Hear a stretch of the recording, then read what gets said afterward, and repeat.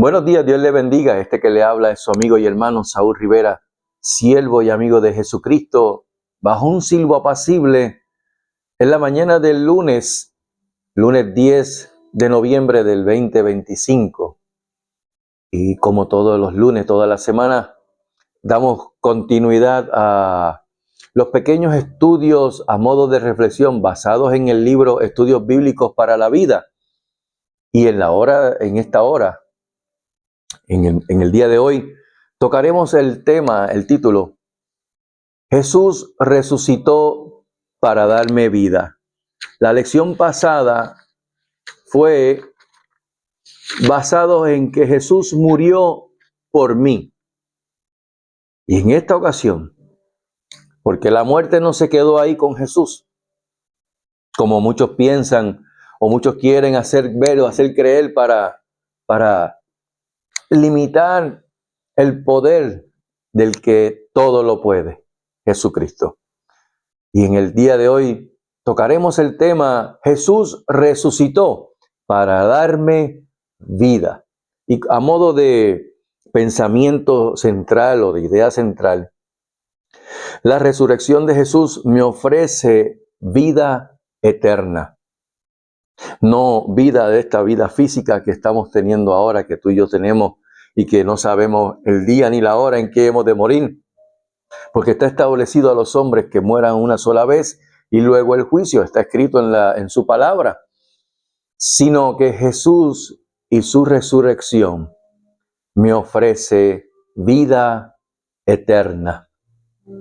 Si hay algo que todos podemos coincidir en el día de hoy o en estos momentos, es que el mundo cada vez está más hostil, hay más violencia, más soledad y más muerte.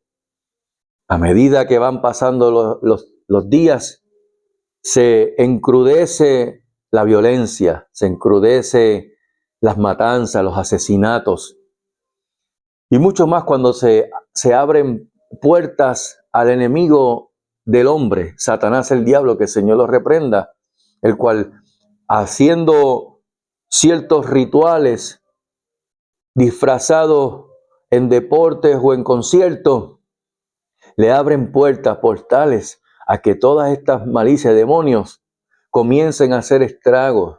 Pero Dios tiene un remanente que no dobla sus rodillas ante el sistema del mundo, ante Baal, como se conoce en la Escritura, cuando Dios le dijo a Elías que él se reservaba 7,000 hombres, los cuales no habían doblado sus rodillas a Baal. Pero si bien es cierto que todos podemos coincidir en que la violencia, la soledad y la muerte está cada vez más en creciendo. Recuerdo un anuncio de un pastor que ya partió con el Señor, el doctor Mario Rivera Méndez.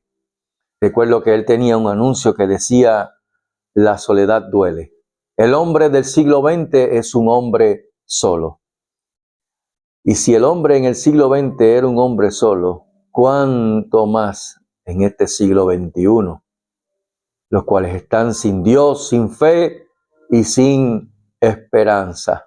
Parece con esto que el mal está triunfando cada vez más sobre el bien y que como que nada lo detiene o nadie lo puede detener.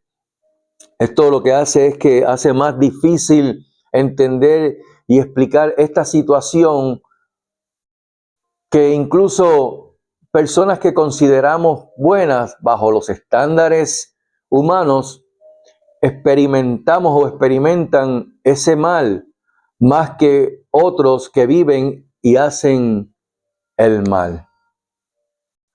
Pero nuestra fe en Dios debe hacer algo para poder cambiar esa realidad. Y ahí es que entra Dios en la ecuación, en el asunto, porque es que lo que Dios hizo con la muerte y resurrección de su Hijo Jesucristo, con su muerte, Jesús abre el camino hacia la vida eterna. Y con su muerte, Jesús sufrió para terminar con la muerte. Y su causa esencial de la muerte, que es el pecado. Por eso es que el apóstol Pablo dice en una de sus cartas: ¿dónde está, oh muerte, tu aguijón? ¿Dónde, oh sepulcro, tu victoria? Solvida es la muerte en victoria. Aleluya. Pero la resurrección de Jesucristo, su resurrección, nos dice que Él venció. Y así Jesús fue la muerte de la muerte misma. Sus seguidores hemos vencido juntamente con Él. En una de las cartas del apóstol Pablo también, Shaul, la carta a los Romanos, dice en el capítulo 8 que porque Él venció, sus hijos, sus seguidores, el creyente en Jesucristo, es más que vencedor por medio de aquel que nos amó. Por eso el primer día de la semana pues, es importante si lo tomamos en el sentido de su resurrección. Ese día las tinieblas, el llanto, el dolor y la muerte de ese día que Jesús murió, que muchos lo celebran el viernes, llegó a su fin y la luz de la vida resplandeció una vez y para siempre. El Padre de las luces lo que hizo fue coronó como Rey de reyes y Señor de señores al que los humanos rechazaron. No todos, porque tuvo seguidores, pero muchos rechazaron al Mesías, a Jesucristo. Y qué curioso que quienes más rechazaron a Jesucristo fue la clase religiosa, más que el impío y el pecador. Pero vamos a hablar acerca de esto a través de la Escritura, y para eso les invito a que tomes tu Biblia y vayamos al libro de Juan, la carta de Juan, en el capítulo 20, y leemos los primeros 2 versículos. Dice la palabra del Señor: a la gloria del Padre, del Hijo y con la comunión de su Santo Espíritu. El primer día de la semana, María Magdalena fue de mañana, siendo aún oscuro, al sepulcro y vio quitada la piedra del sepulcro. Entonces corrió y fue a Simón Pedro y al otro discípulo, aquel al que amaba Jesús, y les dijo: se han llevado del sepulcro al Señor y no sabemos dónde le han puesto. Con esto damos inicio a un nuevo día. No sabemos la hora de la resurrección de Jesús. Juan dice que aún estaba oscuro ese primer día de la semana. Nosotros aquí ahora le llamamos domingo, pero para el pueblo hebreo no existe tales días como lunes, martes, miércoles, jueves, viernes, sábado, domingo. No. Primer día, segundo día de la semana, tercer día, cuarto día, sexto día. El único día al cual le pusieron nombre fue al séptimo día, que se le conoce como el Shabbat, que en nada tiene que ver con el nombre sábados o sábado. Eso lo puso el Imperio Romano porque celebraban un sábados, pero no tiene que ver nada con el Shabbat. Y es bueno seguir recalcándolo porque es que la gente va a seguir mencionando esto constantemente, y la costumbre, la cultura, aunque no quieran verlo de esa manera, la cultura está tan arraigada del ser humano. No importa la etnia en que esté, el lugar donde esté, cada cultura en cada lugar arropa al ser humano y lo hace cautivo de sus costumbres. Pero tengo que decir que el Shabbat y los días según el calendario bíblico comienzan cuando la luna se renueva en el novilunio, lo que se conoce, o la luna renovada o la luna nueva, esa uñita chiquitita que casi ni se ve. Ahí comienza el primer día de la semana y del mes. Y así sucesivamente. Pero entonces el séptimo día es después de ese primer día de la luna nueva. Y no es que Dios puso una luna nueva, sino que la luna vuelve otra vez a salir, a renovarse. Y el séptimo día es partiendo de ahí. Lo que puede lo mismo caer un sábado, que caer un domingo, que caer un lunes, que caer un martes, o como por ejemplo en este mes de noviembre, que el séptimo día, según el calendario bíblico, caen miércoles. Y cuando digo miércoles, comienza a las 6 de la tarde, bajo el ocaso del día anterior, hasta el ocaso del día que está corriendo. O sea, que a las 6 de la tarde del martes comienza el séptimo día hasta las 6 de la tarde, si lo poner por hora, hasta las 6 de la tarde del día miércoles. Eso para que tengan una idea y puedan ver que esto de que si murió el viernes, resucitó domingo, no, porque aquí leemos que estaba aún oscuro cuando el sepulcro, cuando ella fue, ya estaba abierto, se había quitado la piedra y su cuerpo no estaba ahí. Juzguen ustedes entonces cuándo resucitó él. Estando ellos en Shabbat.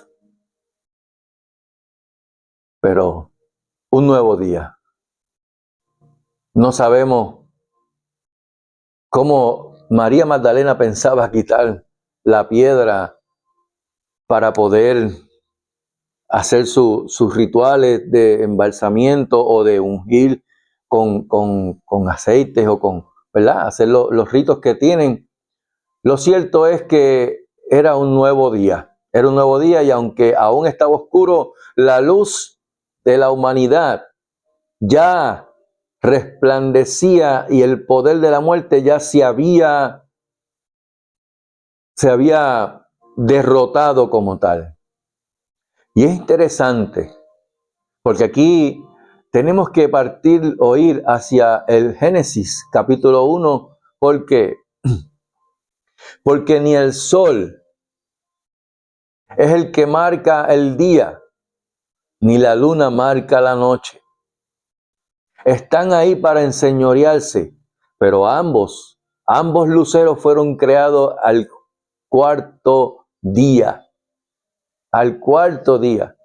Porque en el primer día dice la Escritura, y dijo Dios, sea la luz, y fue la luz. Y es interesante porque si nos preguntamos entonces, ¿y qué pasó aquí? ¿Qué fue lo que hubo cuando Dios dijo, sea la luz? Mira, el apóstol Pablo nos lo deja saber en 2 de Corintios capítulo 4, verso 6, cuando dicen, para que puedan ver qué fue lo que ocurrió en ese primer día de la creación. Porque Dios, que mandó que de las tinieblas resplandeciese la luz, es el que resplandeció en nuestros corazones para iluminación del conocimiento de la gloria de Dios en la faz de Jesucristo. ¿Qué hubo cuando Dios dijo sea la luz? Que Dios se manifestó ante las tinieblas y separó la luz de las tinieblas, y a la luz llamó día y a las tinieblas llamó noche. Ahí no estaba envuelto ni el sol ni la luna. Es para que vayan pensando y meditando en el sentido de todo este asunto del sol, la luna, los días, las noches, ¿Cuándo fue que resucitó? ¿Cuándo fue que no resucitó? Aquí el detalle es que aunque estaba aún oscuro, ya la luz había resplandecido, matando así las tinieblas.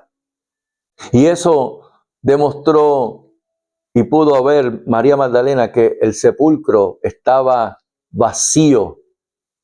Cuando nos dice si María miró dentro del sepulcro, Juan no lo dice, ¿verdad?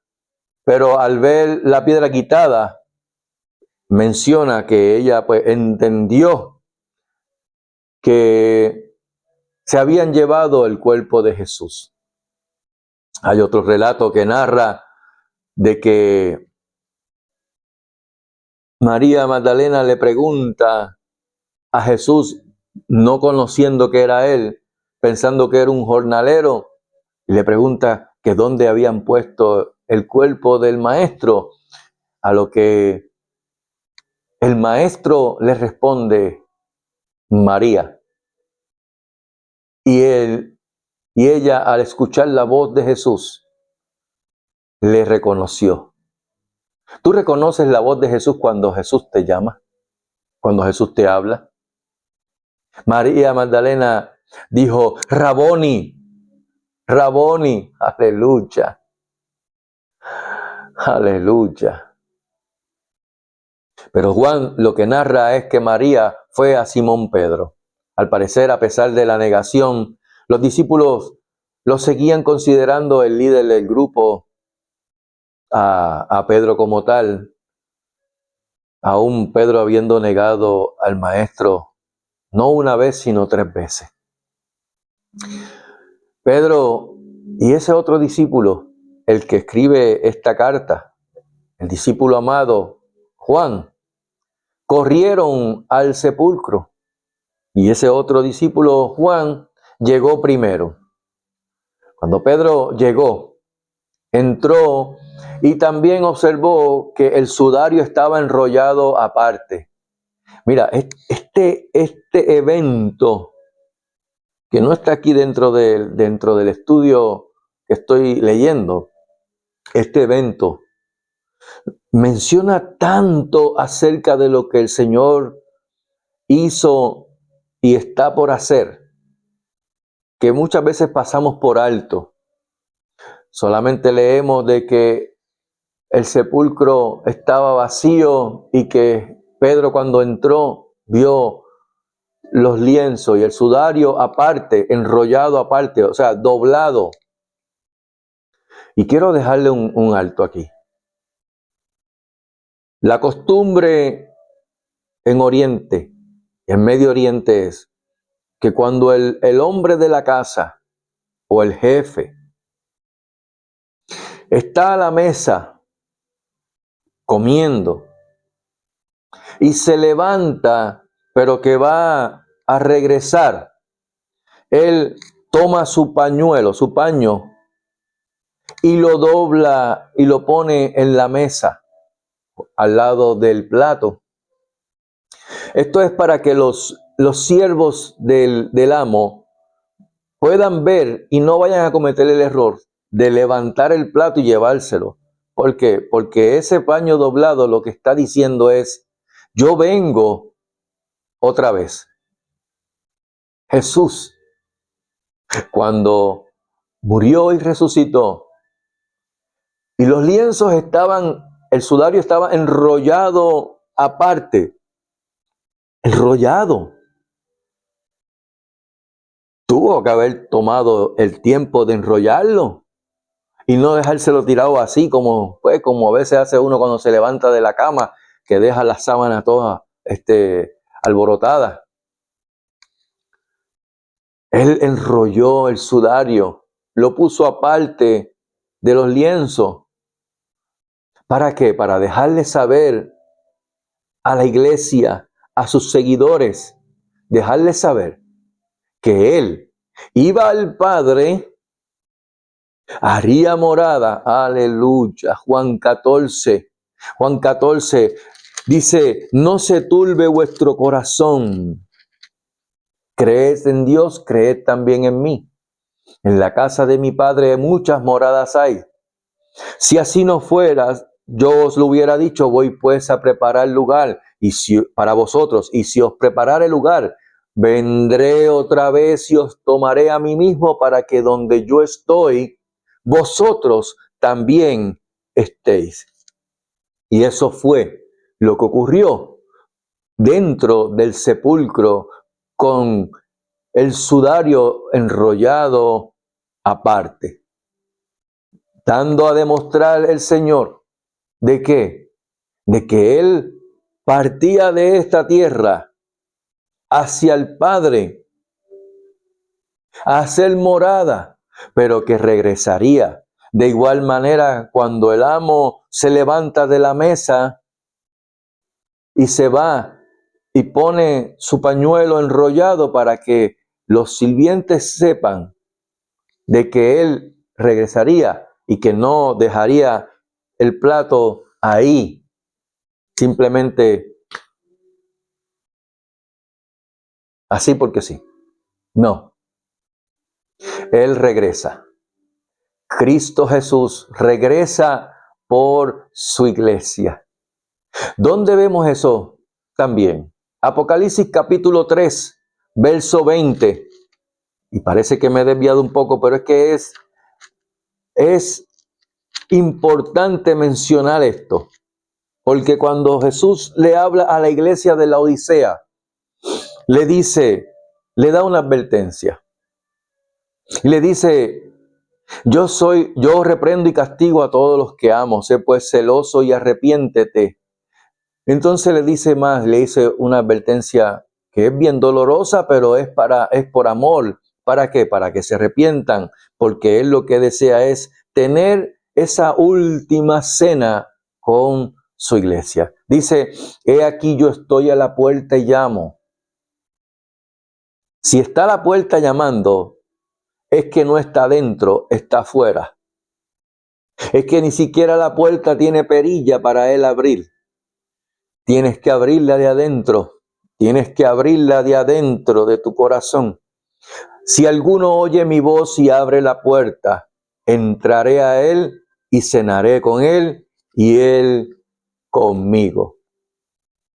Lo que está Jesús diciendo es, yo quiero tener esa última comida, esa cena, que es la última comida del día, no el desayuno ni el almuerzo, cena, para que luego de la cena, entonces, yo recoger a mi iglesia y llevármela. Aleluya.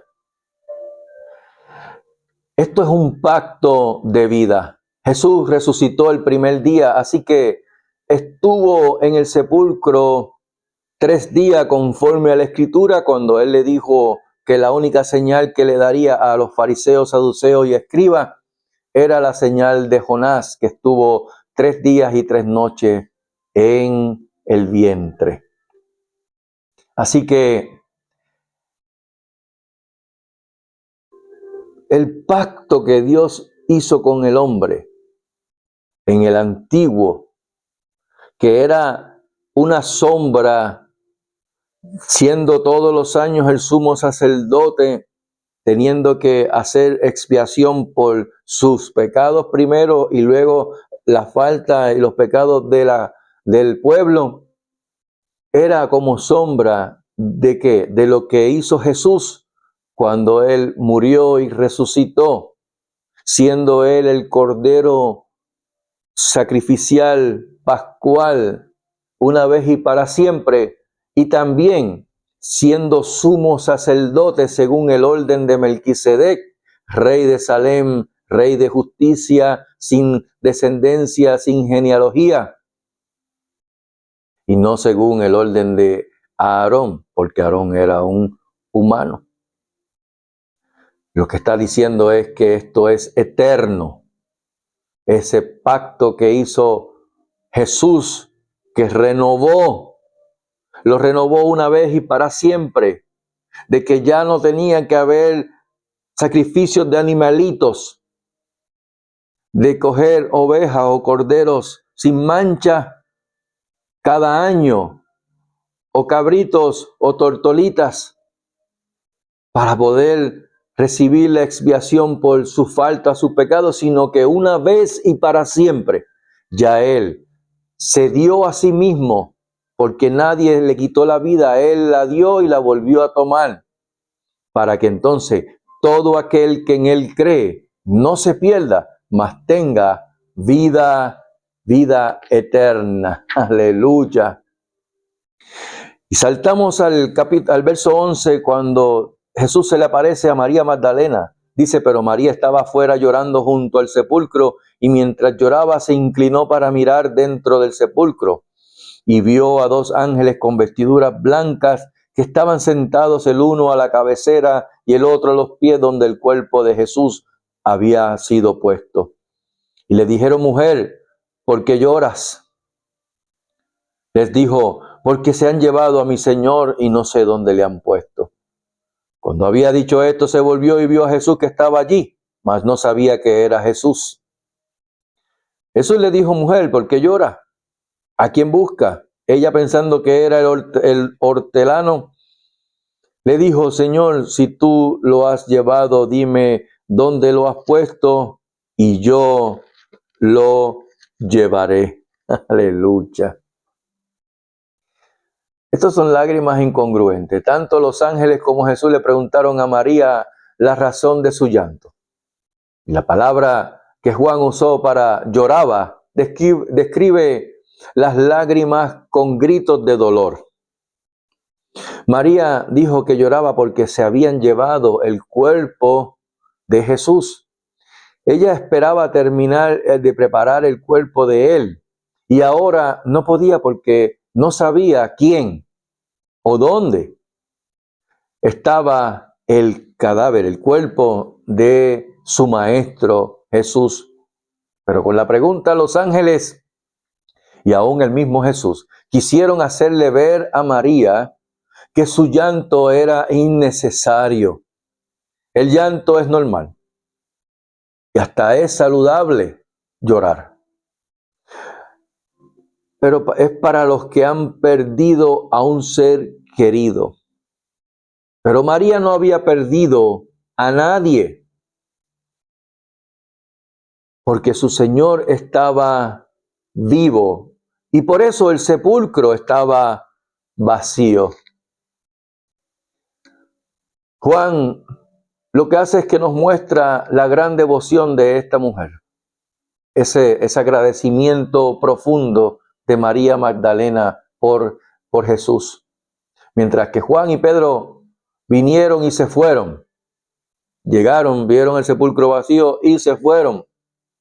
María se quedó allí llorando, llena de impotencia, llena de dolor, de frustración y de desesperación. Además, se arriesgaba también ella a que los ladrones de sepulcro, porque siempre han existido, fueran y le atacaran. O que las mismas autoridades romanas la acusaran a ella de haber robado el cuerpo de Jesús, de haber quitado el sello, la piedra, lo cual pues sería un imposible porque esa piedra no una mujer ni un hombre solo podían moverla. Pero se valían de cualquier cosa, así que ella se estaba arriesgando. Y aunque ella creía hablar con desconocidos, María Magdalena se refiere a Jesús como mi Señor.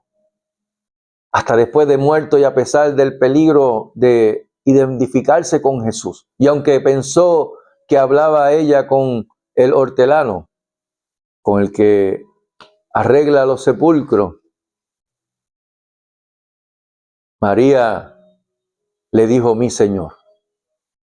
María ella se estaba comprometiendo a rescatar el cuerpo de Jesús sola.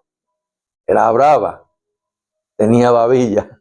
Y sin pensar las consecuencias económicas, políticas y religiosas que esa acción pudiera tener o implicarse contra ella. Y aquí tenemos una evidencia razonable. Lo cierto es que aunque ya estaba oscuro, ellos conocían bien esa zona.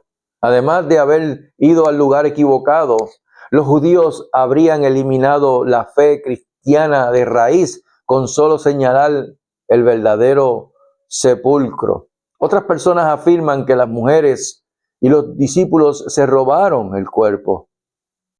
A la luz de este relato vemos que ni María Magdalena, ni Juan, ni aún Pedro sabían lo que había pasado con el cuerpo de Jesús.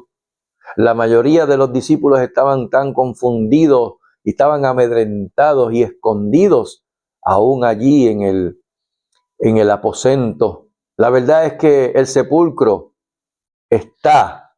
no estaba, está vacío.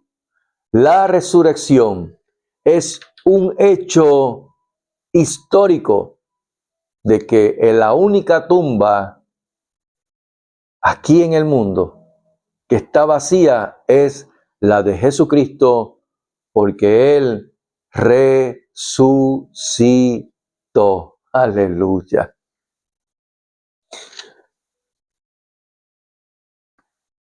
Verso 16. Seguimos con el relato de Jesús y María Magdalena. Jesús le dijo, María, María. Volviéndose ella, le dijo, Raboni, que quiere decir maestro. Jesús le dijo, no me toques porque aún no he subido a mi Padre, mas ve a mis hermanos y diles, subo a mi Padre y a vuestro Padre, a mi Dios y a vuestro Dios.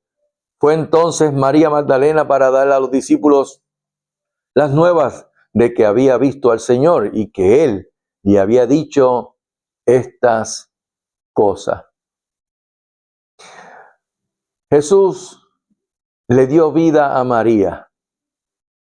Él comisiona a María también, a María Magdalena o de Magdala. Y la frase aquí, no me toques, aunque es difícil de interpretar, Jesús deseaba que María entendiera que aún no se iba y que tendría la oportunidad de verle nuevamente. Jesús quiso que María fuera a contar las buenas nuevas de que había resucitado a sus discípulos que estaban sufriendo, estaban nerviosos, con miedo, tristes, pero también amedrentados. Y al comisionarla, Jesús enfatizó la relación que sus discípulos tienen con Dios como el Padre de cada uno de ellos, cuando Él le dice, subo a mi Padre y a vuestro Padre, a mi Dios y a vuestro Dios. Y María obedeció de inmediato. Cuando Jesús nos da una instrucción por su palabra, ¿obedecemos de inmediato o cuestionamos lo que Dios está establecido en su palabra? Aunque ella tendría muchas preguntas para Jesús y no quería dejarlo tan pronto, fue a darle las noticias a los discípulos. Sabemos que en esa época no se tomaba muy en cuenta a las mujeres y tampoco sus testimonios, porque no eran creíbles. Pero ella no dudó en obedecer la misión que le dio, que le encargó su Señor y Maestro, su Raboni. Pero qué gran enseñanza para nosotros y para cada discípulo de Jesús, cuando Él nos da su vida y cambia nuestra tristeza en gozo, en alegría. Lo normal es desear quedarnos a los pies del Maestro. Pero Jesús nos recuerda las muchas personas que necesitan escuchar las buenas nuevas de salvación, de la resurrección, y nos manda ¿a qué? A ellas. Nos manda a ir y predicar este evangelio a toda criatura. Cuando Él, ante tan privilegio, nosotros debemos obedecer con gran gozo y de inmediato su mandato. Como dice un eslogan que teníamos en el Ministerio de Evangelismo, donde yo estaba en la iglesia que pertenecía hace un tiempo atrás, decía en la camisa: quien tiene un mandato no necesita un llamado. Óyelo bien, iglesia. Quien tiene un mandato no necesita un llamado, porque este llamado es para todos los que recibieron a Jesucristo como su Señor. Y como tu Señor, Él te dice: id y predicad el Evangelio de salvación, las buenas nuevas de que Él murió, fue crucificado, murió, pero que resucitó y está a la diestra del Padre intercediendo por sus hijos. Aleluya. Termino con esto. Nosotros vivimos en un mundo que es caído, donde la violencia, la muerte, la soledad está rampante y parece que ha vencido sobre el bien. Tarde o temprano el dolor, el sufrimiento y la muerte se vuelven una realidad en la vida de cada persona. Somos seres humanos y nos abruman los sentimientos de impotencia, de frustración, de angustia, de enojo. Pero es en esos instantes que la fe de Jesús debe calmarnos y transformar nuestras lágrimas en cánticos de gozo. No porque las circunstancias difíciles sean eliminadas, sino porque sabemos que Él venció a la muerte y que está junto a sus discípulos por medio de su Espíritu Santo. Cuando Él le dijo que Él se tenía que ir, pero que vendría el Consolador, el Espíritu Santo, a quien el Padre enviará en mi nombre, dice Él. Él os enseñará todas las cosas y os recordará todo lo que yo os he dicho. Por lo que Jesús te dice hoy: la paz os dejo. O sea, en paz os dejo. Mi paz os doy. Yo no os la doy como el mundo la da. No se turbe tu corazón ni tenga miedo, porque Él venció y resucitó. Iglesia, amigo y amiga, la tumba está realmente vacía. Que Jehová les bendiga y les guarde. Que Jehová haga resplandecer su rostro sobre ustedes y tenga de ustedes misericordia. Que Jehová alce sobre ustedes su rostro y ponga en ustedes shalom, paz. Que tengan una excelente mañana, tarde o noche cuando puedan ver este video. También compartirlo para que esta palabra siga expandiéndose a todos mientras el día dura, porque vendrán días en que tendrán comezón de oír y queriendo buscar la palabra no la tendrán. Pero que sobre todas las cosas la gracia y la paz de nuestro Señor Jesucristo sea sobre vuestras vidas en sobreabundancia. Dios les bendiga.